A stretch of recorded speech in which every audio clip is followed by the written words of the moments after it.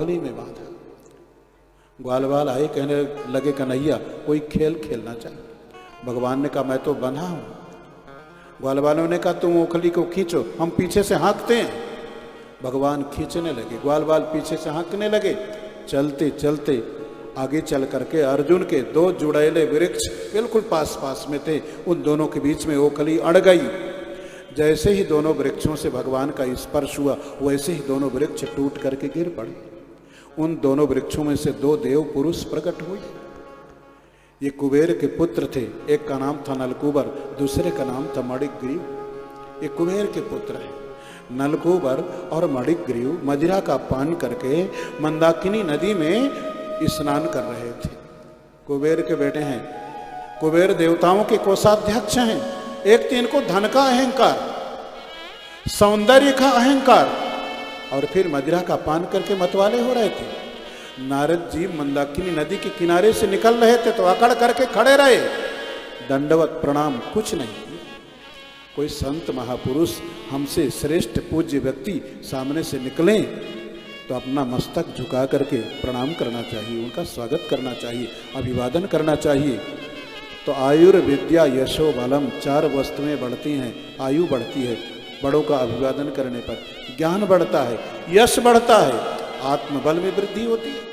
लेकिन ये तो अकड़ करके खड़े रहे। नारद जी कहने लगे अरे मूर्खों, मुझे देखने के बाद भी अकड़ करके खड़े हो वृक्ष की तरह। मैं शाप दे रहा हूं, जाओ वृक्ष हो जाओ, अकड़ करके ही खड़े रहो। झुकता वो है जिसमें जान है, और न झुकना ये तो मुर्दे की पहचान है। मुर्दा अकड़ करके रहता है। अब तो इनका सारा नशा समाप्त हुआ, चरणों में गिर पड़े।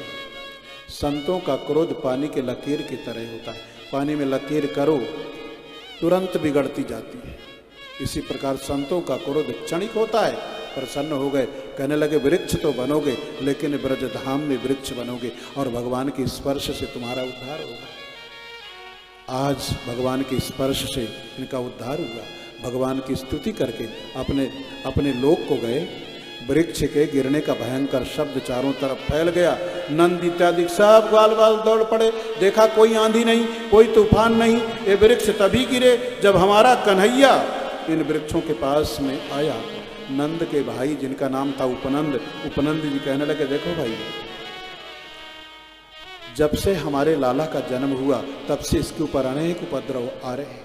1 महीने का नहीं हुआ, पूतना आई, पूतना राक्षसी से भगवान ने इसको बचाया। सकटासुर आया, 1 महीने का नहीं हुआ, सकटासुर आया, भगवान ने उससे रक्षा किया। तृणावर्त दैत्य आया, भगवान ने उससे बचाया। आज कोई आंधी नहीं, कोई तूफान नहीं, ये वृक्ष गिरे तभी जब हमारा लाला वृक्षों के नीचे आया। इसका मतलब ये किसी राक्षस की माया है। इस गोकुल नगरी में हम नहीं रहेंगे। जहाँ हमारे लाला के ऊपर उपद्रव हो रहे हों वो स्थान हमको बिल्कुल पसंद नहीं।